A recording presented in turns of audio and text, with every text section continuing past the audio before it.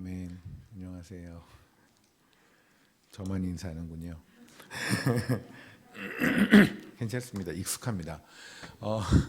오늘 나눌 말씀은 솔로몬이 히람 왕에게 갈릴리 땅을 주는 이야기를 통해서 과연 무엇일까에 관한 이야기. 사실은 이 말씀을 묵상하면서 저의 삶이 막 돌이켜 바치고 또 그것이 저의 과거가 아니라 현재에도 저의 상태가 좀 그렇게 메롱한 상태가 아닌가 싶어서 하나님께 많이 죄송하기도 했고요. 그래서 여러분과 더불어 그냥 주의 성도로서 잘 살아내지 못하는 주의 성도로서 함께 같이 다짐하고 또 주님의 은혜를 구하고 하는 시간을 가지면 어떨까 싶습니다. 오늘 말씀은 솔로몬이 히람 왕에게 갈릴리 땅을 주는 근데 히람 왕은 그 갈릴리 땅을 받고 나서는 그걸 둘러보고 나서 쓰레기장이다, 쓰레기 같다 이렇게 표현했다는 거예요. 저희 엘토토, 제가 지금 있는 케냐에 저희 사역제 베이스가 있는 곳이 고로고초라고 큰 쓰레기장이거든요. 세계 3대 쓰레기장이라고 하는데 제가 1대, 2대는 가본 적이 없어서 얼마나 큰지 모르지만 아무튼 고로고초에 있는 쓰레기장도 한두 끝도 없이 크거든요. 예전에 한국에 난지도라는 곳이 있었는데 저도 난지도에 한번 군대에 있었을 때 한번 가긴 했는데 그것과는 비교되지 않게 큰 거는 맞습니다. 어쨌든 쓰레기장이라는 것이 세상에 오만 갖가지 오물들이 모이는 곳이잖아요. 그러니까 히람 왕이 보기에 갈릴리 땅을 보고 나서 가불이다, 쓰레기장이다 라고 한 걸 보면 갈릴리 땅이 대단히 좀 이렇게 눈에 보기에 아름다운 땅은 아니었던 것 같아요. 근데 이 이야기를 통해서 하나님이 하시고 싶은 얘기는 뭘까? 솔로몬이 처음에 하나님을 만나서 하나님께서 솔로몬에게 무엇을 원하니? 라고 했을 때 솔로몬이 지혜를 구하잖아요. 근데 저희는 그 지혜의 정체를 잘 모릅니다. 우리는 그 지혜가 아마도 사업을 하는데 필요한 지혜나 또는 시험을 잘 보는 지혜나 라고 생각하는 경향이 있는 것 같아요. 그래서 아이들이 수능을 보거나 할 때 솔로몬의 지혜, 솔로몬에게 주신 지혜와 같은 지혜를 주어서 우리 아이가 수능을 잘 보게 해주십시오. 내지는 사업하는데 하나님 솔로몬에게 주신 지혜를 주어서 이번 사업이 잘 되게 해주십시오 라고 기도를 하는 사람도 있는 것 같은데요. 솔로몬의 지혜의 정체는 솔로몬이 하나님에게 구한 거는 열왕기상 3장에를 보면 듣는 마음을 달라고 얘기를 합니다. 그것을 역대하에서 1장에서는 같은 평행 구조에서 지혜라는 표현을 쓰죠. 그러니까 하나님에게 솔로몬이 구한 지혜라는 것은 하나님의 마음을 듣는 것, 하나님이 어떤 마음을 가지고 계신지를 듣는 거예요. 근데 그 하나님의 마음을 구했을 때 솔로몬이 하고 싶은 게 뭐냐면 제가 하나님이 지혜를 주시면 제가 하고 싶은 게 있어요. 근데 그게 뭐냐면 선악을 분별하게 해 주십시오. 선악을 분별하겠습니다 라고 얘기를 해요. 선악을 분별한다는 말을 딱 들으면 생각나는 게 성경에 선악과라는 게 딱 생각이 나잖아요. 우리는 보통 이런 생각을 합니다. 과일 하나 먹은 게 뭔 큰 죄라고, 그죠? 아마 여러분도 속으로는 그런 의문이 있는데 겉으로 말하면 믿음 없어 보일까봐 말 못하고 있는 경향이 있을 거예요. 아담과 하와가 과일 하나 먹은 게 뭔 큰 죄라고 그게 원죄가 되고 뭐가 돼가지고 예수님이 죽기까지 하셔야 할까? 근데 사실은 거기서 포인트는 그거 같아요. 과일을 먹은 다음에 한 일. 지난번에 제가 지난주 목사님의 설교를 제가 목사님 설교를 지금 요새 자주 듣거든요. 아주 너무너무 좋은 말씀을 듣는 여러분은 정말 복을 받으신 겁니다. 근데 거기에 지난주 설교에서 좋은 눈, 나쁜 눈이라는 제목으로 설교했을 때도 같은 말씀을 하셨던 것 같은데 하나님께서 벌거벗게 만들었는데 우리는 선악과를 먹고 났더니 벌거벗은 게 옳지가 않은 거죠. 그러니까 하나님이 옳다는 게 나한테는 옳지 않은 거예요. 이제 우리한테 선악의 기준은 내가 돼버렸거든요. 그러니까 여러분이 누군가 현재 주에 만찬하시기 전에 목사님께서 여러분의 마음속 용서하지 않은 사람이 있으면 좀 불편한 마음을 가지셔야 된다라는 말씀을 하셨는데 여러분이 누군가를 미워하는 기준이 뭘까요? 하나님이 그들을 미워해서가 아니잖아요. 그냥 내 스타일이 아니다 이런 거잖아요. 나한테 뭔가 잘못했으니까 그를 미워하는 거 아니겠습니까? 여러분이 누군가를 좋아하는 거는 이유는 간단해요. 그냥 내 스타일이니까. 그가 나한테 이로우니까. 선악의 기준이 나가 된 거죠. 여러분이 꼬마 아이들 보면 삼촌이 둘이 있는데 아이가 그래요. 나는 큰 삼촌은 좋은데 작은 삼촌은 싫어. 왜요? 큰 삼촌은 새우깡을 사주거든요. 작은 삼촌은 새우깡을 뺏어 먹거든요. 이 차이점이에요. 그러니까는 누가 착하다 안 착하다 선하다 악하다의 기준은 나한테 이롭다 이롭지 않다라는 거죠. 그래서 우리는 얼마 전에 축구 같은 거를 했을 때에도 꼬마애들은 그래요. 어느 나라가 좋은 나라고 어느 나라가 나쁜 나라야? 라고 물어봐요. 그러니까 한국이 좋은 나라면 한국이 아닌 나라는 나쁜 나라죠. 근데 그 나라가 나쁜 나라는 아니잖아요. 한국하고 한다고 해서 브라질이 나쁜 나라는 아니죠. 그러니까 내 편이 아닌 나머지는 다 악하게 돼버리는 거예요. 뭐 우리가 지금 정치하는 사람들을 봐도 그렇죠. 선악의 기준이 내가 돼버린 것. 솔로몬이 구한 건 뭐냐면 이제 선악의 기준이 내가 되어 살았던 내 인생이 포기되어지고 이제 선악의 기준이 하나님이 되었으면 좋겠습니다. 그러니까 제 눈에 얘는 안 이뻐요. 제 눈에 얘는 미워요. 악해요. 그런데 하나님이 보시기에 저 아이를, 저 사람을 선하다 보시면 제가 하나님에게 동의하도록 해 주십시오 라고 하는 것이 솔로몬이 구한 지혜일 거예요. 그런데 그 지혜의 정체는 무엇일까? 솔로몬이 그 지혜를 받고 나서 했던 일을 보시면 되는데 그 바로 나오는 게 프랙티컬한 example이 있는 게 그거잖아요. 2명의 창기가 아이 1명을 데리고 오죠. 다 아시는 얘기입니다. 그랬을 때 솔로몬이 얘기를 합니다. 이 아이를 죽이겠다. 그랬더니 진짜 엄마는 내가 엄마 안 할게요. 그죠? 내가 아니에요. 나는 하면서 울지요. 그리고 가짜 엄마는 뭐 그러든지 말든지 어차피 저 아이는 나랑 상관이 없으니까. 근데 사실 이 솔로몬의 지혜가 아무리 생각해도 그게 대단한 지혜는 아니에요. 우리가 만약에 여러분한테 누군가 그 정도의 케이스를 가져왔다면 우리 중에서도 그 정도 아이디어를 생각해낼 사람은 있을 수 있거든요. 그러니까 성경에서는 솔로몬의 이 지혜를 듣고 이 판결을 듣고 온 이스라엘이 두려워 떨었더라라고 얘기를 해요. 근데 이거 온 이스라엘이 두려워 떨 정도는 솔직히 아닌데 이 얘기가 무엇일까요? 제 뒤에 보이는 십자가가 있죠. 십자가에 누구의 아들이 달렸습니다. 그 아들의 죽음을 대상으로 그 아이들의 죽음을 보면서 누군가는 웁니다. 누군가는 관심이 없습니다. 여기 이 교회에 모여있는 모두는 하나님의 독생자 그 아들의 죽음을 보면 가슴을 치며 우는 자들. 그래서 하나님이 보시기에 우리는 진짜인 거죠. 이 십자가에 달려신 예수님 하나님의 독생자의 죽음을 보며 그러든지 말든지 하는 사람들이 지금도 부지기수잖아요. 그들은 하나님이 보시기엔 가짜인 거죠. 솔로몬의 죄는 다른 게 아니에요. 십자가를 아들의 죽음을 가지고 십자가에 달리신 아들의 죽음을 가지고 우는 자와 아닌 자를 구별하는 지혜. 다시 말하면 성령님이죠. 우리에게 성령님이 임하지 않았을 때 우리는 그런 십자가를 보며 울었던 기억 한 번도 없잖아요. 결국 솔로몬의 지혜로 산다라는 건 뭐냐면 다시 말하면 하나님이 주신 성령으로 산다는 건 뭐냐면 십자가로 판단하는 거예요. 그러니까 내가 저 사람이 미워요. 하지만 십자가로 판단하니 나를 용서하신 그 하나님, 그 십자가에 달려 죽으신 예수님을 죽인 자가 바로 나라고 베드로가 얘기를 하잖아요. 베드로가 유대인들에게 그러잖아요. 너희들이 예수를 죽였다. 그러니까 결국은 십자가로 판단한다는 것은 우리의 삶에서 사랑하지 못하는 사람을 사랑하게 될 때, 또는 내가 내려놓지 못하는 걸 내려놓을 때, 저 같은 경우에는 뭐 그것도 포함이 되면서 더불어 간혹 하나님께서 좀 험한 곳으로 보내시는 경우가 있어요. 제가 이제 주로 가 있는 곳이 소말리아 국경 쪽에, 케냐와 소말리아 국경 쪽에 가 있는데 거기는 날씨도 좀 험해요. 뭐 40도, 45도. 지금이 한참, 한국이 겨울일 때 거기는 한참 여름이어서 지금이 한 45도쯤 되겠네요. 또 거기는 에어컨도 없고 뭐도 없고 뭐 선풍기도 가끔 온오프가 많이 돼요. 이 전기가. 그러다 보니까 그냥 벌레는 굉장히 많고 뭐 그렇습니다. 아침에 일어나서 제일 먼저 하는 게 박쥐 3마리씩을 죽여야 되고 뭐 이런 일을 해요. 근데 거기에 있는 곳을 갈 때마다 저는 집에서 저희 케냐 안에서 따로 파송 예배를 드려야 해요. 왜냐하면 갔다 돌아오지 못할 수가 있기 때문에 저희 선교사님들끼리 저희 엘토토 미니스트리에 있는 선교사님들끼리 다시 또 파송 예배를 따로 하고 가거든요. 그리고 또 거기에 도착하면 말살란이라는 곳이 있어요. 그 이제 거기에 저희 학교가 있는데 그 학교에서 1시간 정도를 더 소말리아 국경 쪽으로 가면 이자라라는 곳에 엘토토 교회를 하나님도 세우셨어요. 그래서 엘토토 교회가 나이로비를 비롯해서 한 10군데 있는데 그 중에 한 교회가 세워졌는데 이 교회는 얼마 전에 재작년 3년 됐나요? 4년 됐나요? 폭탄을 맞았어요. 테러리스트들이 와서 폭탄을 던져서 완전히 불타버렸거든요. 근데 그때가 토요일이었는데 만약에 주일이었으면 제가 이 자리에 없었을 거예요. 제가 주에 갔을 때 토요일에 이미 불타 없어진 교회를 제가 봤으니까.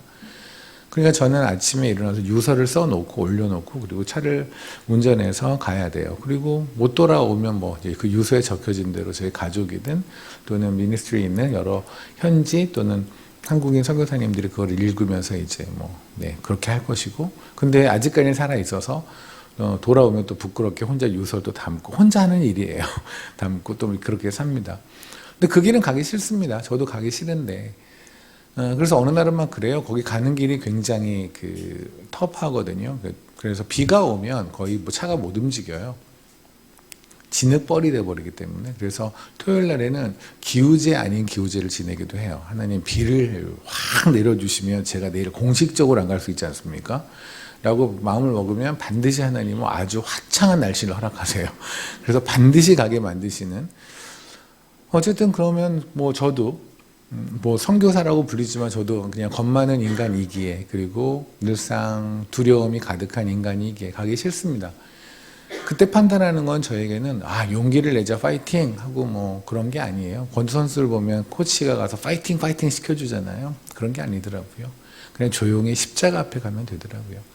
그 십자가에 달려 죽으신 예수님, 그 예수님을 보면 그치, 예수님이 이 땅에 내려오시는 모습을 히브리에서 말할 때 하타라는 표현을 쓰는 것 같아요. 제 생각이 그렇습니다. 하타가 속죄하다는 뜻이거든요. 우리의 죄를 속죄하셨잖아요.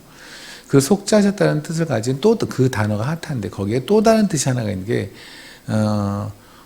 표적을 잃어버린, 표적을 빗나간 화살. 화살이 있는데 표적이 못 맞은 거 있죠. 길을 잃어버린 화살 같은 뜻이 있어요. 궁금했습니다. 왜 그게 속죄? 우리의 구속하심이란 것과 이 길을 잃어버린 화살이 뭔 뜻이 있을까? 생각해보니 맞더라고요. 주님은 이 땅에 오실 이유가 하나도 없으세요. 그분은 하늘의 보호자에 계셔야 돼요. 그죠? 근데 그분이 이 땅에 오셨어요. 마치 길을 잃은, 표적을 빗나간 화살처럼 이 땅에 오신 거예요. 그렇잖아요. 여러분이 만약에 뭐 케냐에 오실 일이 있다면, 저희 오시면 이제 뭐 엘토토 같은 경우에 재래식 화장실을 사용하셔야 될 텐데, 재래식 화장실 불편하죠. 그죠? 기왕이면 뭐 그것밖에 없다면 어쩔 수 없지만, 그걸 사용하지 않아도 되는 환경이라고 한다면 굳이 그곳을 사용하지 않으실 거 아닙니까? 주님이 이 땅에 오실 이유는 없어요.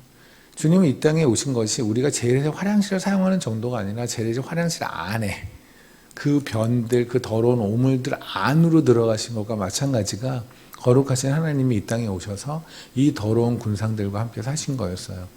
오실 필요가 없어요. 그런데 마치 길을 잃은, 표적을 빗나간 화살처럼 이 땅에 오셨거든요. 그렇게 해서 우리를 구속하시고 우리를 대속하셨거든요.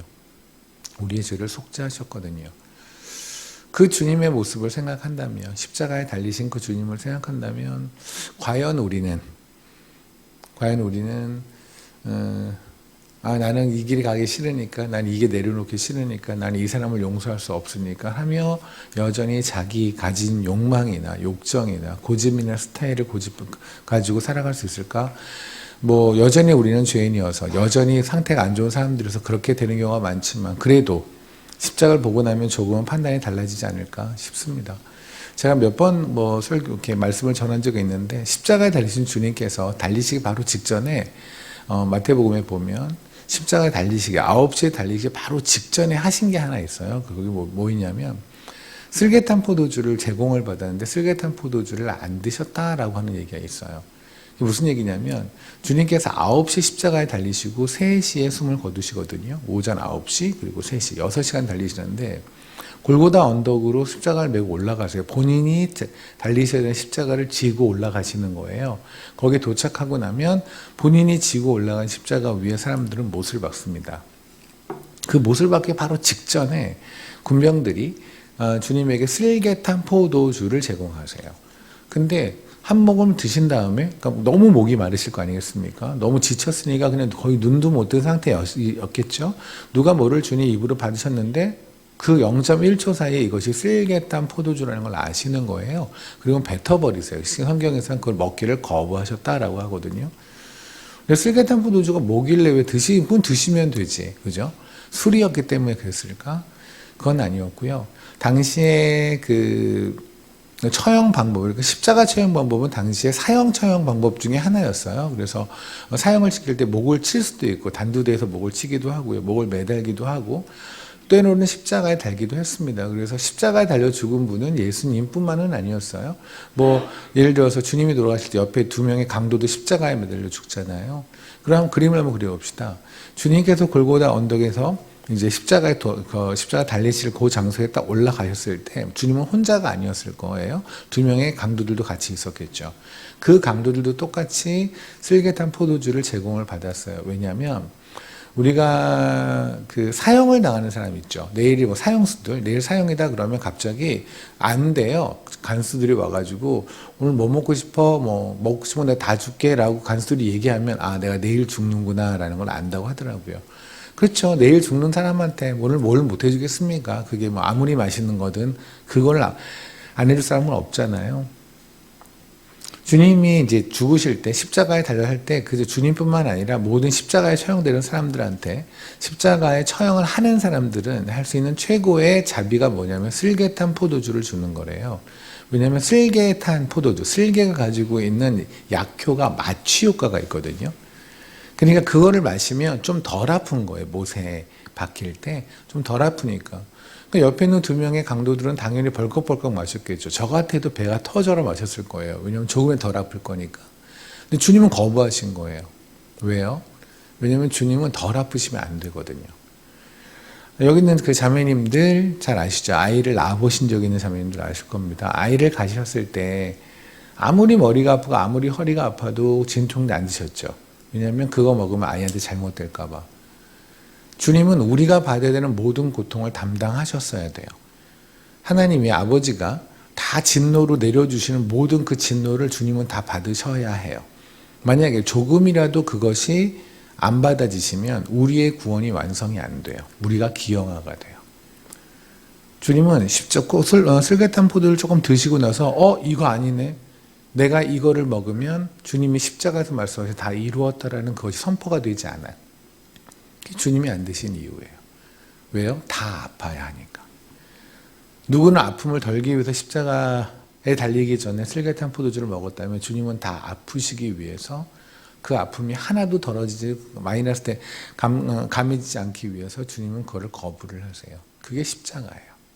그러니까 이 십자가를 보고도 여러분이 그 길을 가기 싫다면 뭐 그렇게 하시면 되고요. 이 십자가를 보고 그래 가기 싫지만 주님이 저거를 보고 나니 가야겠다는 다짐이 생기네 라고 하면 여전히 십자가를 보고 나서도 난 저 사람을 미워할 수밖에 없어라고 하면 그렇게 하시고요. 그런데 제 생각에 십자가를 보고 나면 우리가 그렇게 살 수는 없을 거라는 생각이 들거든요. 그게 솔로몬의 지혜예요. 십자가에 달리신 독생자를 보며 어느 게 진짜 길인지 어느 게 가짜 길인지를 구별하는 것.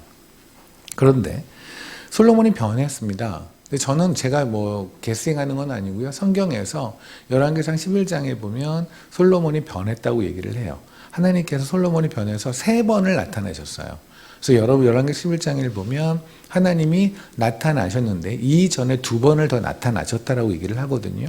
근데 성경에 넘버링이 따로 되어 있지 않아요. 첫 번째 하나님 첫 번째 등장, 두 번째 등장 뭐 이렇게 나오진 않아서 3번째 등장하시는 것이 이전에 2번째 등장하시는 것도 이제 이전에 지혜 주실 때 등장한 거 빼고 그땐 좋은 걸로 등장하신 거고 얘가 잘못해서 상태가 안 좋으니까 혼내려고 등장하신 게 1번, 2번 있었고 3번째 등장하신 다음에 이제 네가 잘못했으니까 네 이후에 있는 르호보암 왕 이후로 나라를 두 쪽 낼 거야. 그래서 남과 북으로 나누시잖아요. 그러면 그 전에 솔로몬은 언제 솔로몬에게 하나님은 언제 나타났을까? 3번째라고 하셨는데. 근데 제 생각에는 오늘 읽었던 본문이 그 2번, 하나님이 솔로몬에게 굉장히 불편하셔서 나타났던 2번 중에 1번의 사건이라고 저는 생각을 하거든요. 무슨 말이냐면, 솔로몬이 처음에 솔로몬 성전을 지을 때요. 솔로몬 성전은 7년, 오늘 본문에서 읽었지만 20년이 동안 걸렸다고 얘기를 합니다. 솔로몬 성전을 짓는데 7년이었고요. 그리고 솔로몬 자기의 집, 궁궐을 짓는데 13년이었어요. 뭐 그것도 성경에서 굳이 그걸 기록하시는 이유가 뭔가 있지 않을까 싶어요. 하나님의 집은 7년 걸렸는데 나의 집은 13년이 걸렸다. 재료도 많이 들어갔고 시간도 많이 들어갔고 돈도 많이 들어갔겠죠. 정성도 많이 들어갔겠죠. 뭐 거의 2배잖아요. 그죠? 하나님의 집엔 7년, 나의 집은 13년. 뭐 저는 단순히 나의 집에 짓는데 건축하는 기간보다 교회 건축의 기간이 길어야 된다, 이런 의미를 말씀드리는 건 아니고요. 나의 마음이 어디를 향하고 있냐라는 지금 말씀드리는 겁니다. 아마도 성경에서 그걸 기록한 것은 하나님의 의도가 있는 것 같아요. 여러분이 아마 하나님이 주시는 마음으로 이해하시는 그걸 것 같은데요. 어쨌든 그 기간 동안에 솔로몬은 변했던 것 같아요. 근데 그 변한 거를, 이제 변했다면 변한 증거가 있을 거 아니겠습니까? 여러분도 하나님에게, 우리는 교회 주일에 와요. 그죠? 그리고 또 주중에 예배가 있거나 또는 다른 집회가 있거나 그러면 여러분 가십니다. 또 유튜브로 말씀을 듣기도 하고 늘상 여러분의 가정에는 찬양을 틀어 놓으실 거예요. 고로 여러분의 영은 안전하다고 생각할 수 있어요. 여러분은 지금 하나님과 매우 가깝다고 생각할 수 있어요. 성경에서 나왔던 대부분의 사람들이 저는 그렇게 생각하거든요. 바울이 데마, 자기 제자를 보면 그가 세상을 주어서 떠났다라고 얘기를 해요. 그런데 바울의 서신서를 보면 바울이 감옥에 있을 때 바울하고 함께 있었던 사람이 데마였어요. 그러니까 데마는 바울이 고생을 할 때, 예수 그리스도의 고생할 때 같이 고생한 자였어요. 근데 나중에 가서 바울이 내린 결론은, 그러니까 바울의 결론이 아니죠. 하나님의 결론은 뭐냐면 얘가 세상의 주와 떠났다예요. 그러니까 그런 것처럼 저는 데마가 교회에 나오는 거를 멈췄다거나 교회를 뭐 떠났다거나 아니면 절을 가기 시작했다거나 모스크를 갔다고 생각하지 않아요. 그는 교회에서 나왔을 거예요. 그럴 리가 없죠. 교회는 계속 나왔지만 하나님이 보시기엔 세상으로 가버린 자가 데마일 수도 있는 거죠. 그런 것처럼 우리가 지금 상태가, 우리는 교회에 있으니까 난 안전해요. 저는 선교사라 불리고요. 여기는 누구는 권사님, 장로님이라 불리고 집사님이라 불려요. 그러니까 나는 안전해요 라고 생각하는데, 나는 여기서 성가대로 봉사를 하고, 나는 또 주방에서 봉사를 하시고, 누구는 반주로, 누구는 뭐로 할 거 다 하고 있어요. 그래, 나는 안전하다고 생각해요. 그런데 하나님이 보시기엔 그렇지 않아 라고 할 수 있잖아요. 솔로몬이 성전에서 드리는 예배를 빠진 적이 있을까요? 그럴 리가 없죠. 성전하고 솔로몬 궁은 붙어 있거든요. 근데 그 중에 하나 변했던 것은 어떤 것도 있냐면, 하나님께서 기록하시는 바, 솔로몬이 금으로 된 방패가 있었는데 그게 500개였어요. 큰 거 작은 거 합쳐서 500개인데 그거를 솔로몬 궁에 두었다라고 얘기를 해요. 레바논 궁이라고도 말을 하는. 근데 그 얘기는 뭐냐면 우리가 금방패라는 게 전쟁용으로 쓰이진 않잖아요. 그죠? 금방패는 뭐 전쟁용으로 하면 아무것도 소용이 없죠. 그러니까 금방패는 뭐냐, 말 그대로 아우라예요. 그냥 이런 표현도 그래요. 훅가시 잡는 데 쓰는 거죠. 폼 잡는 데 쓰는 거예요. 한번 생각해 보세요. 왕이 횡차를 하는데 뒤에 500개의 금방패가 딱 쫓아가면, 그리고 그것이 햇빛에 반사되는 그 어마어마하겠죠. 그때쯤 되면 솔로몬이 하나님이죠. 솔로몬은 아마 하나님의 궁을, 하나님의 성전으로 가면서 그렇게 500개의 금방패를 휩쓸고 왔을 거예요. 그래서 하나님에게 가지만 자기는 이미 하나님인 상태. 하나님에게 예배를 드린다고 하지만 이미 자기가 예배를 받을 준비가 되어 있는 상태. 솔로몬은 몰랐을 거예요. 자기는 지금 예배하러 가고 있으니까. 난 예배자라고 생각했겠죠. 하지만 하나님이 보시기엔 너 나를 떠났어 라고 보실 수 있는 거잖아요. 그래서 성경에서 말씀하시는 증상들이 중요해요. 우리가 코로나 걸리면 증상이 있잖아요. 뭐 코가 어쩌고 목이 어쩌고 하는 증상. 그 증상이 있으면 코로나다라는 느낌이 오는 것처럼 성경에서는 늘상 우리의 증상을 설명하거든요. 하나님을 떠났을 때의 증상. 그 중에 하나가 오늘의 말씀인데 뭐냐면, 갈릴리라는 땅을 솔로몬은 왜 히람왕에 줬을까요? 히람왕은 솔로몬 궁전을 짓고 솔로몬의 궁전과 그리고 하나님의 성전을 20년에 걸쳐서 짓는 동안에 모든 재료를 제공한 사람이에요. 레바논에 있는 백향목이라든가 내지는 금이라든가 잣나무 같은 거를 다, 전나무 같은 거를 전부 다 제공한 사람이에요. 다시 말하면 받을 돈이 많은 거죠. 20년에 걸쳐서 모든 걸 하고 한 번에 갚겠습니다라고 했으니까. 이제 모든 게 완성이 됐습니다. 그러니까 이제 히람왕은 돈을 받을 준비가 되어 있고요. 그런데 느닷없이 솔로몬이 갈릴리 땅으로, 그러니까 현금 대신에, 캐시 대신에 땅으로 주겠다고 한 거예요. 뭐 그럴 수 있지 않아요? 그래서 굉장히 비싼 땅이 있는데, 뭐 한국 같으면 서울에 무슨 땅, 뭐 원주에도 무슨 땅이 비싸다? 그러면 그 땅을 줬다. 그런데 그것이 현금의 값어치만큼에 상응한다면 문제거리가 되지 않겠죠. 그래서 히람왕이 와서 본 거예요. 봤는데 땅이 이것이 말도 못하는 쓰레기인 거예요. 황무지 같은 곳이에요. 그러니 화가 나겠죠. 내가 너한테 20년에 걸쳐서, 그것도 네가 이뻐서가 아니라 네 아버지 다윗과 내가 절친이어서, 그래서 내가 20년 동안 이렇게 밀어줬는데 지금 와서 네가 하는 게 지금 뭐 하는 거니? 소위 뒤통수 치는 거니? 이렇게 하면서 히람왕이 화를 내면서 안 받아 하고 그냥 그랬다는 얘기입니다. 그러면 솔로몬은 왜 갈릴리 땅을 주려고 했을까요? 왜냐하면 말 그대로 히람 왕의 눈에 갈릴리 땅이 안 좋은 것처럼 갈릴리 땅은 싸거든요. 그러니까 예루살렘이라든가 이렇게 조금 뭔가 그냥 번화한 땅 같은 경우는 비싸잖아요. 그러니까 비싼 땅을 주기에는 너무 아까우니까 그냥 싼 땅을 넘기겠다는 거예요. 그걸로 20년에 걸쳐서 받은 모든 빚을 퉁치겠다는 얘기죠. 굉장히 머리가 밝은 사람이죠. 그거를 사람들은 지혜라고 할 수 있을 겁니다. 세상에선. 그죠? 그렇잖아요. 사업을 잘하는 거, 수완이 좋게 사업을 잘하는 거. 이 정도가 만약에 히람 왕이 그 땅을 받았다면 정말로 솔로몬은 수완이 좋은 사람이에요. 예를 들어서 20년에 걸쳐 갚아야 되는 게 100억인데 갈릴리 땅은 1억밖에 안 된다. 근데 히람 왕이 1억짜리 그 땅을 받음으로써 100억에 해당된 걸 다 없앴다라고 한다면 이것만큼 성공한 사업이 어디 있습니까? 솔로몬은 세상으로 봐서는 굉장히 머리가 좋은, 세상의 지혜는 가득한 그런 사람이 됐을지 모르지만 처음에 솔로몬이 받았던 하나님에게 받았던 그 성령님의 지혜, 십자가로 판단하던 그 지혜는 사라진 것 같아요. 무슨 말씀이냐면 이사야서 9장을 잠깐 보시면은요. 이사야서 9장 1절을 제가 읽겠습니다. 전에 고통받던 자들에게는 흑암이 없으리로다. 옛적에는 여호와께서 스불론 땅과 납달리 땅, 스불론과 납달리 땅에 있는 게 바로 갈릴리거든요. 땅이 멸시를 당하게 하셨더니 무슨 말씀이냐면 하나님이 보시기에도 스불론과 납달리, 갈릴리가 있는 그 땅은요 그냥 우리나라로 하면 산지가 있어가지고 땅값 오르기가 그냥 불가능한 뭐 그런 곳 있잖아요. 뭐 그런 땅이었다는 얘기예요. 누가 봐도 쓰레기 땅이었다. 누가 봐도 황무지였다. 그 얘기를 하시는 겁니다. 그런데 후에는 해변길 곧 요단 저쪽 이방의 갈릴리를 영화롭게 하셨느니라 라고 하셨죠. 근데 이상하죠. 갈릴리가 땅은 지금까지도 현재도요. 이스라엘에서 갈릴리라는 땅은 물론 거기에 호수학교가 있기 때문에 그냥 많이 발전했다고 하지만 아직도 이스라엘에서 갈릴리 땅은 좀 많이 뒤처진 땅에 속하거든요. 예전에 갈릴리 땅은 하나님이 말씀하시는 것처럼 하나님도 아시는 것처럼 누구도 그렇게 그 땅에서 살고 싶지 않은 그런 곳이 바로 이 땅이었던 거예요. 근데 하나님께서 뭐라고 약속하셨냐면 내가 이 땅을 영화롭게 하겠다고 하셨어요. 우리가 이걸 세상적으로 이해하면 뭘까요? 땅값을 올리시겠다 뭐 이런 거 아닙니까? 수도를 이전하거나 기타 등등의 편의시설 같은 거를 관공서 같은 걸 글로 보냄으로써 땅값을 올라가게 하겠다. 보통 우리는 그렇게 땅이 영화롭다고 이해를 하는데 하나님은 이 약속을 언제 지키셨냐면 마태복음 4장에 지키셨어요. 마태복음 4장에 보면 12절부터 제가 읽겠습니다.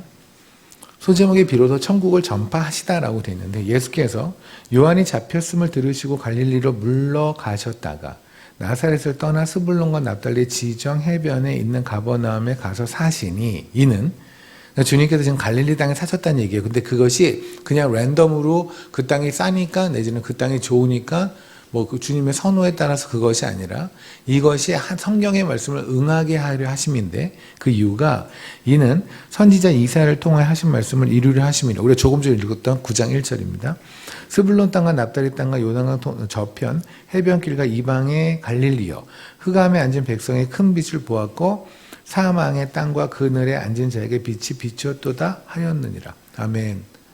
갈릴리 땅은 여전히 예수님이 사셨을 때도 그때에도 여전히 쓸모없는 땅이었어요. 그 땅은 누구도 살고 싶지 않은 땅이었어요. 그런데 하나님은 뭐라고 하시냐면 이때가 바로 갈릴리 땅이 영화롭게 됐다라는 땅이에요. 됐다라고 하시는 거예요. 다시 말씀드릴게요. 이사야서 9장에서 뭐라고 하셨냐면 내가 저 땅을 영화롭게 할 거야 라고 하셨죠. 그리고 마태복음 4장에서 주님이 그렇게 거기에 사심으로써 하나님이 이사야를 통해서 하셨던 그 약속을 지키셨다고 하시는 거예요. 그러면 주님이 갈릴리 땅에 샀으니까 갑자기 땅값이 올라간 건 아니겠죠. 갑자기 수도가 이전되거나 빌딩이 막 세워진 건 아니겠죠. 근데 갈릴리 땅에 뭐가 영화로워졌나요? 하나도 변화가 없어요. 주님이 사셨다는 거 외에는 변화가 하나도 없어요. 그거예요. 우리가 갈릴리였거든요. 우리 인생이 쓰레기였거든요. 우리 인생이 벌레와 같았거든요. 우리 인생이 흑암에 있었거든요. 그랬잖아요. 근데 예수 만나고 났더니 여러분이 갑자기 집값이 오르고 주식이 올라가고 이랬습니까? 아니죠. 여러분의 인생은 그대로인데 예수가 우리 삶을 들어왔더니 갑자기 우리 삶이 영화로워진 거예요. 갈릴리 땅이 영화로워진 거는 그 땅에 변화가 있었던 것이 아니라 그 땅에 주님이 사심으로. 우리가 갑자기 의인이 된 것은 여러분의 삶이 갑자기 술, 담배를 끊어서가 아니라 여러분이 갑자기 착한 일을 많이 해서가 아니라 우리 삶에 예수님이 훅 들어오심으로. 십자가가 다 이루셨다고 선포하셨던 그 주님이 우리 삶에 들어오심으로 우리 삶이 영화로워진 거죠. 그래서 우리에게 주신 이름이 그리스도인이라는 이름이에요. 솔로몬은 지금 뭐였냐면 이전에는 이 그리스도인이라는 이름, 그 내가 예전엔 쓰레기와 같았던 갈릴리가 내가 이제 주님이 사심으로 영화로운 갈릴리가 되었다고 하는, 저의 이름이 곽희문이면 변함이 없습니다. 저는요 예전에, 전 지금도 아이디를 소주참을 쓰거든요. 여러분이 딱 생각하는 그거, 소주참. 네. 술을 소주 한 잔씩 하는 걸 좋아했습니다. 그러니까 제가 하나님을 처음 만났을 때 저는 어느 곳에서 기도를 갑자기 누가 하라고 그래가지고 생전 처음으로 기도를 하는 과정에서 하나님을 만났거든요. 기도를 딱 만나고 정말 너무 이상하다. 내가 뭐지? 이상한 체험을 했어 하고 나서 바로 했던 게 담배를 피는 거였어요. 담배를 피면서 야, 내가 하나님 만난 것 같아. 저는 담배를 피는 상황이 똑같았어요. 그리고 그날 저녁에 제 아내를 만나서 아내랑 동시에 똑같은 체험을 했는데 바로 옆방에서 둘이서 맥주 한잔을 하고 저는 소주 한잔, 아내는 맥주 한잔 하면서 건배하면서 우리 만난 것 같지 않냐? 뭐 이런, 그러니까 우리의 삶은 변화가 없었어요. 우리 여전히 저는 곽희문이에요. 그런데 제 삶에 갑자기 하나님이 들어오심으로 제가 느닷없이 그리스도인이 되온 거죠. 솔로몬도 마찬가지였을 겁니다. 그렇죠? 누구나 마찬가지 아닙니까? 그러니까 이 그리스도인이라는 이름은 어떤 거냐면 주님이 사시는 갈릴리가 되는 거죠. 그러므로 영화로운 것. 그러니까 솔로몬은 그 이름이 너무너무 소중했던 시절이 있었던 거고, 그런데 이제 하나님에게 떨어지고 났더니 그 이름이 별게 없는 거죠. 그러니 히람왕한테 그냥 갈릴리 땅, 내가 100억을 줄게 했는데 이건 1억밖에 안 되는데 1억하고 100억으로 해가지고 거래를 하면 나는 정말 천재일 거야 라고 생각하며 갈릴리 땅을 기꺼이 주는, 다시 말하면 우리가 처음 예수를 만났을 때 그리스도인이라는 이름이 얼마나 귀했어요. 그죠? 예수쟁이라는 말이 얼마나 귀했어요. 예수님 이런 이름만 들어도 그냥 심장이 막 뛰고 눈물이 나던 그 시절이 우리 있었잖아요. 그죠? 어느 순간서부터 사업을 하다 보면 그리스도인이라는 이름이 뒤로 감춰지고 예수라는 이름도 뒤에 감춰지고, 그냥 세상 살다 보면 우리가 살다 보면 그냥 애들 자녀 교육 앞에만 가도 무엇 앞에만 가도 그냥 그리스도의 이름이 싹 사라지는 것. 바로 그것이 지금 솔로몬의 상태일 게 아닐까 싶습니다. 출애굽기를 약간 보시면은요, 이것이 얼마나 교묘한 사탄의 전략인지를 여러분이 알게 되실 텐데, 출애굽기를 보면 모세가 바로한테 얘기를 하죠. 히브리인들을 건져내야 된다고 얘기를 합니다. 건져내도 하나님이 그들을 구원하시기로 하셨대요. 바로가 물어봐요. 도대체 왜 나가려고 그러는 거니? 왜 이렇게 기어 나가려고 하는 거야? 그때 얘기를 합니다. 하나님이 말씀하시죠. 이들이 광야에 나가서 하나님께 예배를 드려야 하니까. 이것이 우리가 구원을 받은 이유예요. 하나님 우리를 구원시켜 주신 건 여러분에게 장수의 복을 주기 위함이나 아니면 좋은 아파트에 살게 하기 위함이 아니에요. 하나님 우리에게 예배를 받기 위함이에요. 그러니까 오늘도 여러분이 하나님에게 진심으로 예배를 드린다면 하나님은 우리를 지으시고 구원하시고 모든 걸 성취하고 계시는 거고, 여러분의 인생에서 드릴 수 있는 최고의 선물을 하나님에게 드리고 있는 겁니다. 그런데 그러면 사탄 입장에서는 짜증나겠죠. 그렇잖아요. 사탄이 가장 싫어하는 게 하나님과 저희의 관계가 좋은 거거든요. 그래서 사탄은 그것을 방해하려고 해요. 이 방해되는 게 할 때 뭐라고 그러냐면, 출애굽기 8장을 잠깐 보세요. 여러분 아마 이런 얘기를 주변에서 들어보셨을 거예요. 하나님 막 믿으려고 그러면 오늘같이 이렇게 말씀 듣고 주일에 귀한 목사님 통해서 말씀 듣고 나서 그래 내가 결단했어. 내가 이제 제대로 예수님을 살아볼래 라고 여러분이 결단할 때 되면 옆에서 꼭 들리는 소리가 하나 있는 게 뭐냐면 28절이에요. 바로가 이르되 내가 너희를 보내리니 너희가 너희의 하나님 여호와께 광야에서 제사를 드릴 것이나 너무 멀리 가지 말라. 혹시 주변에 들어보지 않았나요? 너무 믿지 마. 그렇게까지 하지 마. 지나쳐. 이게 예전에 모세한테 했던 바로의 목소리, 그때부터 사탄이 그리스도인들에게 했던 얘기가 너무 멀리 가지 마. 거기까지 하지 마. 그냥 지금이면 충분해. 25절 볼까요? 바로가 모세와 아론을 불러 이르되 너희는 가서 이 땅에서 너희 하나님께 제사를 드려라. 제사를 드리긴 드리는데 이 땅의 가치로 드리라고요. 너를 여전히 사랑하는 가치, 하나님의 왕이라는 가치 말고 네가 네 삶의 왕이라는 가치로 예배를 드리는 거예요. 그게 무슨 예배가 돼요? 근데 우리는 이미 그런 예배에 익숙하잖아요. 하나님의 마음이 시원해지는 건 우리는 관심이 없어요. 내가 위로를 받고 나의 문제가 해결이 되어지고 나의 상황이 나아지고 이걸 하기 위해서 예배를 드리는 거잖아요. 그거는 세상에서 말하는 무당집에 가서 하는 제사죠. 여기는 그런 데가 아니거든요. 여기는 하나님이 다 이루셨다는 것에 동의하면서 감사합니다 하는 사람이 오는 거예요. 감사합니다를 100번 했더니 하나님이 기분 좋아서 나에게 뭐 하나 또 주지 않을까? 이런 사람이 여기 오는 게 아니라 여기는 이미 다 감사한 사람, 이미 예수로 너무 족한 사람 여기 와서 드리는 게 예배가 되거든요. 물론 우리가 그렇게 살지 못하죠, 잘. 그래서 하나님 여기서 또 뜯어 고쳐주시잖아요. 하지만 예배는 바로 그런 겁니다. 거기서 이런 얘기도 합니다. 바로가 이제 했던 얘기를 잠깐 보시면 10장을 잠깐 보실래요?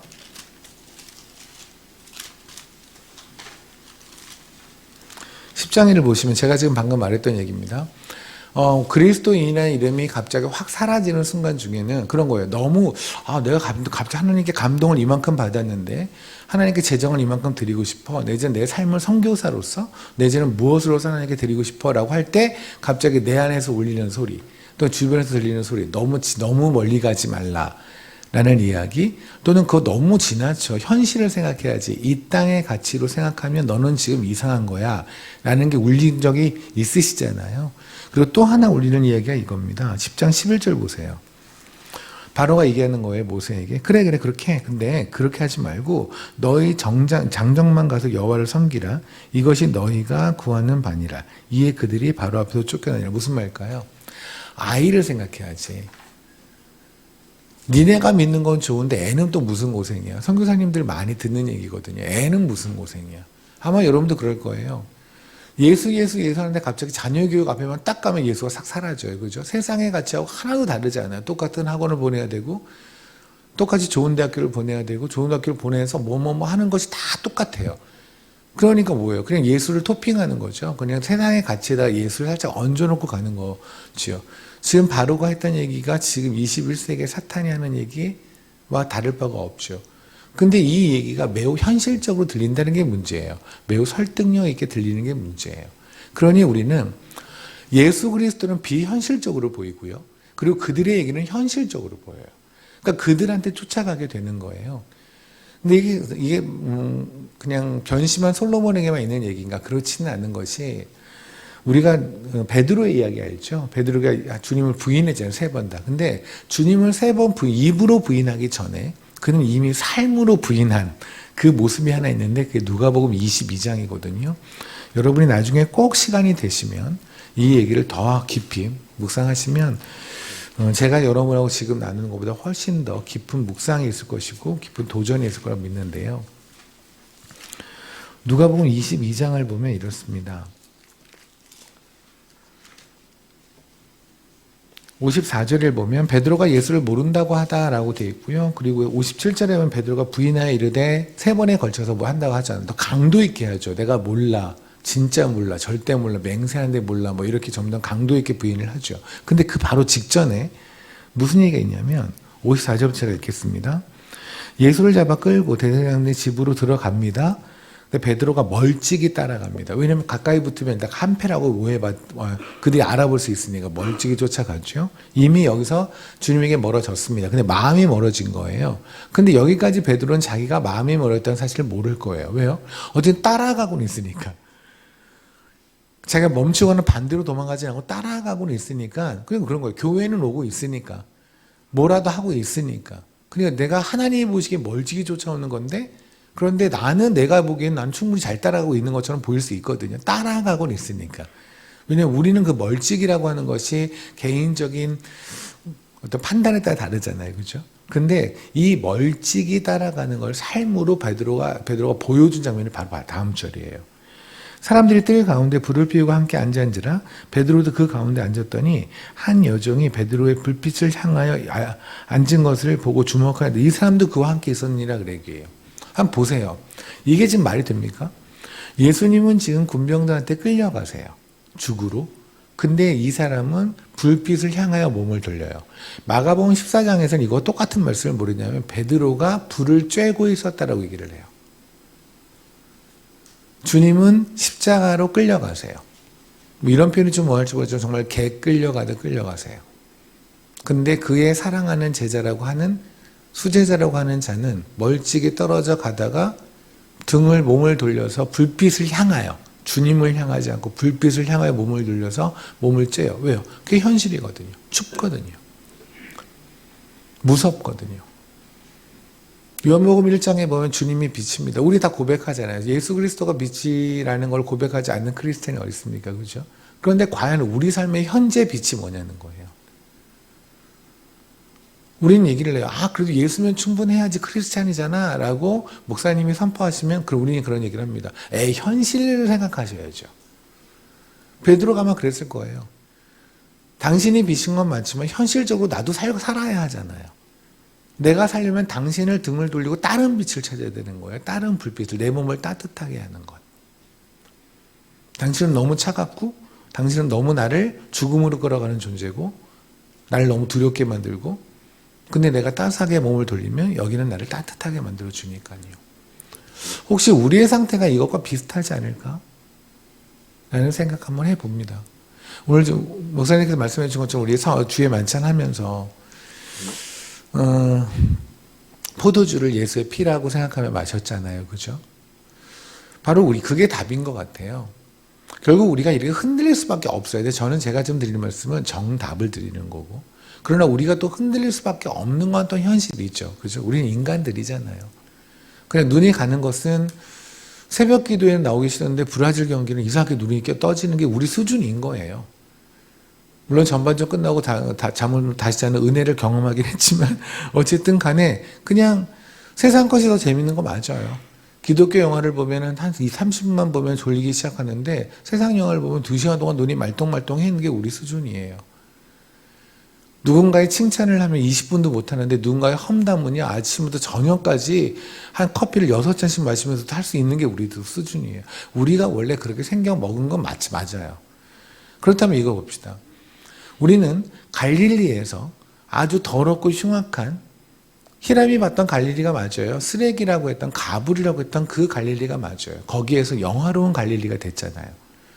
우리의 상황이 변한 것이 아니라 우리 안에 예수가 사심으로써, 우리 안에 예수의 영이 사심으로써, 우리에게 그리스도인이라는 이름을 주심으로써, 맞죠? 그런데 우리의 삶이 여전히 세상을 바라보고 세상으로 따라가는 거.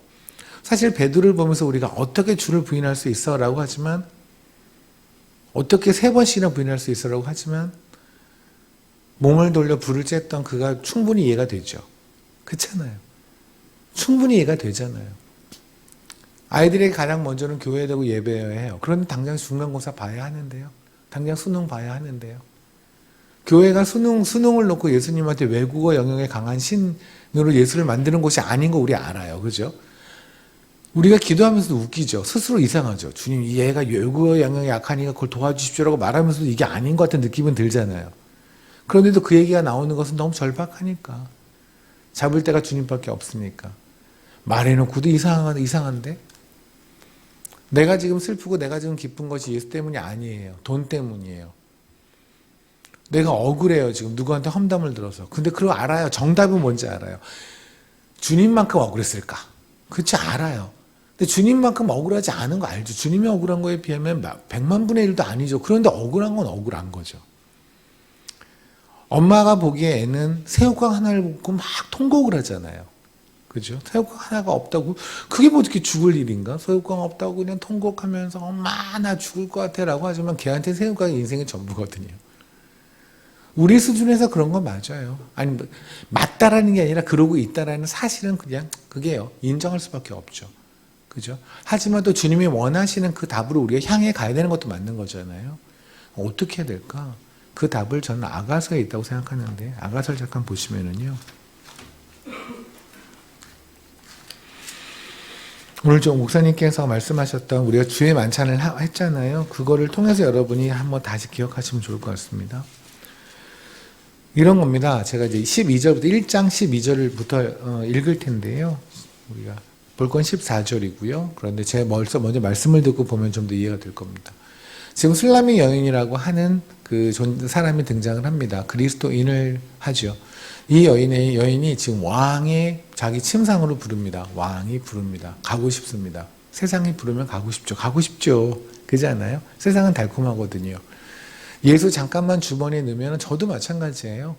저도 얼마 전에 케냐에서 재작년이었나요? 어느 장례식장, 무슬림 지역에 있는 장례식장에 거기 크리스찬이 소천하셔서 갔는데 500명이 넘는 무슬림들 사이에서 2, 30명이 크리스찬 예배를 드려야 되는 거예요. 저희 찬양을 하고 말씀을 전해야 되고, 근데 거기에서 제가 만약에 자칫 그들의 기분을 나쁘게 하면 저는 그 자리에서 아마 찢겨 죽을 수도 있어요. 정말 돌을 던져 죽을 수도 있을 상황이에요.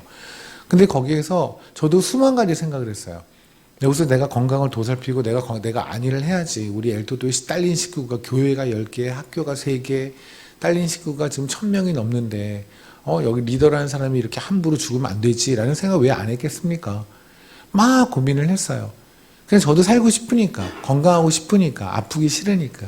저는 돌을 맞아봤거든요. 3번에 걸쳐 맞았는데 돌 맞아서 피 터지고 돌 맞는 게 이게 보통 일이 아니에요. 성경에 사도행전에 바울이 돌 맞았다는 거 있잖아요. 그게 보통 일이 아니에요. 저도 당해봐서 하는데 한 번 당해보면 다시는 당하고 싶지 않아요. 왜냐면 돌이 하나가 날라오는 게 아니거든요. 수십 개의 돌이 날라오는 거거든요. 정말 사람들이 던지니까.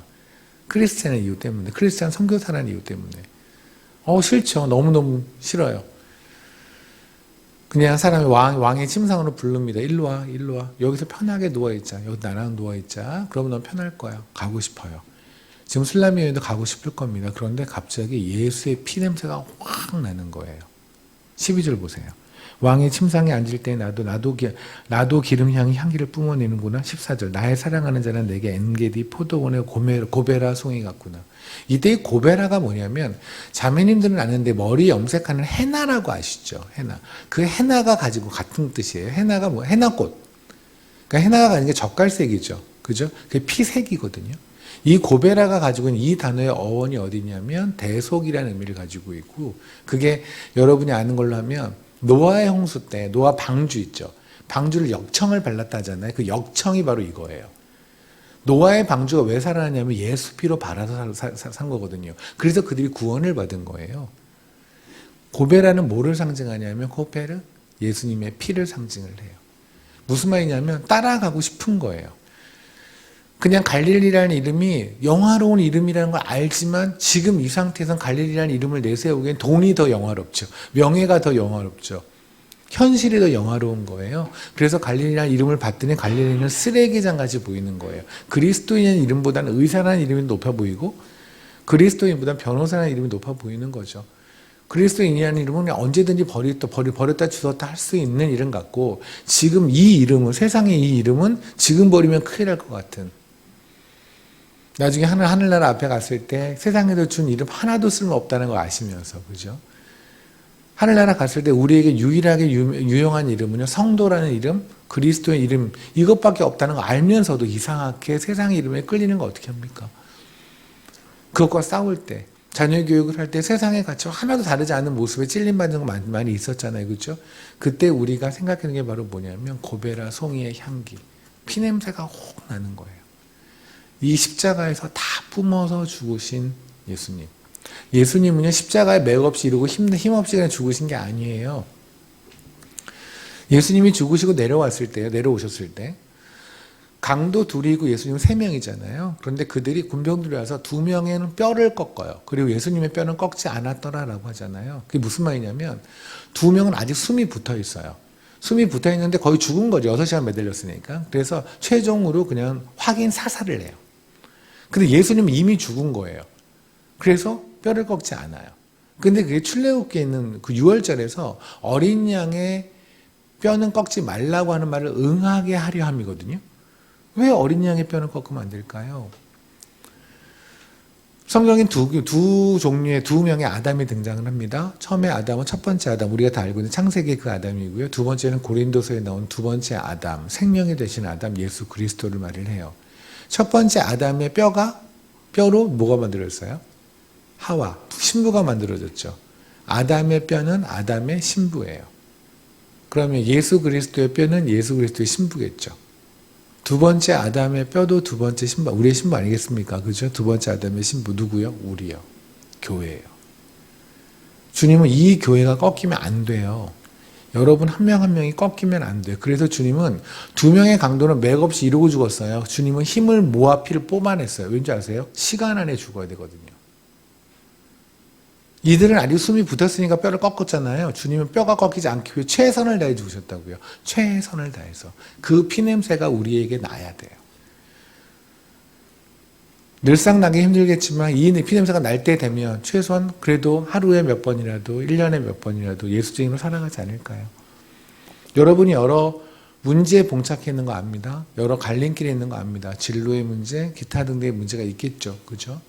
누군가는 여기선 선교를 나가시는 마음, 누군가는 내가 신학을 해야 되나? 하나님 마음을 주셨는데 내가 이만큼의 헌신을 해야 되나? 수많은 고민들 하고 있지 않으세요? 그죠? 그때 딴 데 가실 거 없어요. 그냥 여기 십자가로 오시면 될 것 같아요. 십자가에 오면 그 답이 나오지 않을까 싶습니다. 간단하죠. 십자가에서. 최선을 다해 피를 뿜고 죽으신 쓸개탄 포도주를 절대 드시지 않고 이 것들 맨날 말썽 부리고 하나님에게 멀어지려고 최선 다하는 것도 살리시려고 우리의 구원을 완성하시려고 기형아 안 만드시려고 그렇게 죽으신 예수님 생각하고 그거 생각하며 그 솔로몬의 지혜, 그 지혜 생각하고 나아가면 아마 답이 있지 않을까 싶습니다. 이 말씀을 마칠게요. 한번 생각해 보세요, 우리. 솔로몬은 왜 갈릴리 땅을 히람 왕에게 넘겼을까요? 가치가 없으니까. 우리가 왜 세상에 자꾸만 세상의 이름을 쫓아갈까요? 그리스도의 이름이 가치가 없으니까. 그래서 그런 거예요. 우리는 이렇게 생각하죠. 그냥 그럴 수 있지. 그럴 수 있나요? 그리스도의 이름을 가치 없게 내팽개치는 게 그럴 수 있나요? 그럴 수 없어요. 여러분이 오해하는 게 뭐냐면 예수의 길을 쫓아가지 않는 건 그냥 거의 이렇게 가다가 원래는 이 길로 가야 되는데 그냥 이 길로 살짝 옆으로 빗나간 수준을 생각하지 마세요. 우리는 최선을 다해서 도망가요. 베드로가 불빛을 향하여 몸을 쬐는 그 순간에 아마도 마가라고 미루어 짐작이 되어지는 사람이 그 주님의 제자 중에 한 명이 벌거벗고 갔다라는 얘기 아마 아실 거예요. 그죠? 벌거벗고 갔다는 건 뭐예요? 최선을 다해 도망간 거예요. 맞나요? 벌거벗고 주님 반대쪽으로 도망갈 정도면 최선을 다한 거예요. 그와 베드로는 차이가 없어요. 우리는 어떻게 위로하냐면 내가 주님을 쫓아가다가 자칫 한 번 정도 숨긴 거지. 아니에요. 우리는 최선을 다해 주님의 이름을 저 멀리 던진 거예요. 그걸 인정해야죠. 그래야 회개할 게 있죠. 그래야 돌아올 거 아니겠습니까? 애들한테 그러잖아요. 네가 모르는 걸 알아야 모르는 걸 인정해야 배울 거 아닙니까? 애들은 뭐래요? 거의 맞았어. 거의 맞았어가 뭐예요? 틀린 거죠. 답은. 그죠? 결국 우리가 하나님 앞에 나아가야 되는 자세는 바로 이것이 아닌가 싶어요. 우리가 최선을 다해 주님을 반대쪽으로 뛰어가고 있다는 거, 뛰어갔다는 거, 그걸 인정한다면 그렇다면 주님에게 조금 가까워지지 않을까 싶습니다. 민수기 5장에 보면 이런 얘기가 나옵니다. 아내에게 남편이 얘기를 해요. 너 간통했지, 너 간음했지 하면 제사장한테 끌려가는 얘기가 나와요. 시간 관계상 모두 다 하지 못하지만 간추려서 짧게 말씀을 드리면 그건 회개에 관한 이야기라고 저는 생각이 드는데 거기 보면 이럽니다. 남편이 아내에게 아무리 의심을 해도 남편한테는 죄가 없대요. 근데 현실적으로는 말이 안 되죠. 의처증이 있는 분이 있어요. 나 아내는 아무 짓도 안 했어요. 그럼 남편은 계속 의심을 해요. 그러면 남편한테 문제가 있는 거 아닙니까? 근데 성경에서는 남편의 문제가 없대요. 왜냐하면 이 남편이 의심하는 게 의심이 아니라 진짜라고 한다면 남편 틀린 게 아니잖아요. 그럼 언제나 옳은 남편, 예수 그리스도겠죠. 주님이 우리 안에 주시는 찔림들이 있을 거예요. 너 틀렸어. 너 세상과 간음했어. 예수 떠났어. 넌 지금 세상의 불빛을 향해서 몸을 돌렸어. 너는 내가 주는 따스함보다 세상에 주는 따스함이 더 좋아. 넌 지금 그런 상태야. 라고 찔림을 주시는 것은 틀리지 않아요. 혹시 이 말씀을 들으면서 여러분이 울리는 찔림이 있다면 그거는 하나님이 주신 찔림이 맞을 겁니다. 그리고 그 찔림은 틀리지 않아요. 근데 그때 거기에 보면 이런 얘기가 나와요. 성전 안에 있는 물 있잖아요. 이 물에다가 성전 바닥에 있는 흙을 하나를 던져서 이렇게 넣어서 마시는 장면이 나와요. 그걸 그 아내한테 마시라고 하는 거예요. 그 제사장이. 21세기에 전혀 필요 없는 얘기죠. 그런데 이 얘기는 뭐냐면 하나님께서 세상을 만들 때 피조물을 만들 때 하나님은 두 가지 흙을 사용하세요. 인간을 만들 때는 아파르라는 흙을 사용하시거든요. 그리고 동물을 만들 때는 아다마라는 흙을 사용하세요. 그러니까 우리는 보통 흙으로 만들었다니까 다 똑같다고 생각하는데 사실은 두 가지 흙이에요. 흙이 달라요. 그래서 인간을 만들 때 아파르를 쓰시고 동물은 아다마를 쓰시는데 근데 우리는 아파르로 만들어졌지만 우리의 인생은 되게 아담아처럼 살았죠. 하나님 모르고 하나님 무시하고 짐승처럼 산 거예요. 하나님 입장에서 본다면. 그래서 하나님은 최초의 인간의 이름을 아담이라고 지으세요. 아파르로 지었지만 하는 짓거리가 아담하거든요. 근데 성경의 창세기 3장에 보면 이런 얘기가 나와요. 너희가 흙이니 흙으로 돌아가리라 라는 표현이 있죠. 그래서 우리는 이렇게 생각합니다. 야, 뭐 흙이니까 거기 죽고 나면 다 흙이 되니까, 그렇죠? 땅 속에 있으면. 그게 아니라 그때 흙과 흙은 아파르예요. 무슨 말씀이냐면 우리는 아파르로 지어졌어요. 그런데 하는 짓거리는 아담아처럼 살 거예요. 하지만 하나님은 결국 아파르로 만드실 거예요. 그래서 우리가 여기 있는 거예요. 우리가 노력해서 된 것이 아니라 우리는 원래 아파르로 만들어졌지만 우리는 아담으로 살았잖아요. 하나님 모르고 살았잖아요. 근데 어느 순간에 여기 있는 거 아닙니까? 어느 순간에 눈 떠봤더니 교회에 있더라. 지금 우리 다 여기 있는 거죠. 저도 눈 떠봤더니 선교사가 돼 있었거든요. 왜냐하면 하나님이 그 약속을 스스로 지키셔서 아파르를 아파르로 만들겠다는. 제가 얘기를 말씀드린 이유는 뭐냐면 이겁니다. 지금 물에다가 흙을 넣으라고 그러죠. 그리고 마시라고 하잖아요. 그러고 나면 여인이 이제 몸에서 넓적다리가 마르고 배가 나오는 그런 몸에 이상 반응이 있으면서 내가 지금 세상과 간음했다라고 하는 증상이 튀어나오기 시작해요. 근데 이때의 흙이 바로 뭐냐면 아파르예요. 인간 만들었던 거, 예배자로 만드는 흙. 다시 말하면 하나님이 여러분에게 지금 찔림을 주시는 거는 버리겠다가 아니에요. 다시 아파르 삼겠다는 얘기예요. 혹시 오늘 여러분의 이 말씀을 통해서 그러네, 나 갈릴리 히람한테 줘버린 솔로몬이네. 갈릴리가 영화롭게 되어진 그 갈릴리 말고 그래 나한테 그리스도인 이름 별거 아니네. 내 자녀한테도 내 남편한테도 나한테도 그리스도인 이름 별거 아니네. 나는 어느 아파트에 사는 누구고 어떤 차를 타는 누구고 어떤 직함과 어떤 직업을 가진 누구고 들리는 게 더 좋네. 라는 저 미치라고 한다면, 그래서 찔림이 있으시다면 참 감사하셨으면 좋을 것이 하나님께서 오늘 여러분의 마음속에서 예수의 피냄새를 팍 풍기면서 고베라의 향기를 풍기면서 내가 오늘부터 내가 지금 너를 다시 아파르로 삼으려고 이 말을 하는 거야 라고 하나님 여러분에게 다정하게 그러나 굉장히 강력하게 말씀하신다고 믿으셔도 될 것 같습니다. 저도 케냐에 가면 많은 순간 동안에 또 요번에 돌아가서 또 하나님이 시키시는 사역하다 보면 갈릴리라는 이름, 예수가 임한 갈릴리라는 이름이 부담돼서 그냥 저기다 좀 놔두면 그냥 험한 곳 안 가도 되고요. 다른 사역 안 해도 되고 그럴 날이 왜 없겠습니까? 그런데 오늘 이 말씀처럼 저의 삶에서 늘상 고베라의 향기가 나오며 그리스도의 향기, 그 피냄새가 팍팍 풍기면서 언제나 십자가로 판단하며 살고요. 그래서 주님 보시기에 조금이라도 그냥 하루라도 아니 하루에 몇 분이라도 몇 시간이라도 주님의 마음을 좀 시원하게 하는 삶 살도록 노력하겠습니다. 여러분이 저를 위해 기도해 주려고 한다면 그 기도를 좀 해주셨으면 좋겠고요. 그렇게 살라고 끝까지 저렇게 살다가 죽을 때 잘 죽으라고 그리스도인으로 잘 죽으라고 기도했으면 좋겠고요. 저도 여러분 생각날 때마다 그렇게 기도하겠습니다. 기도하시겠습니다.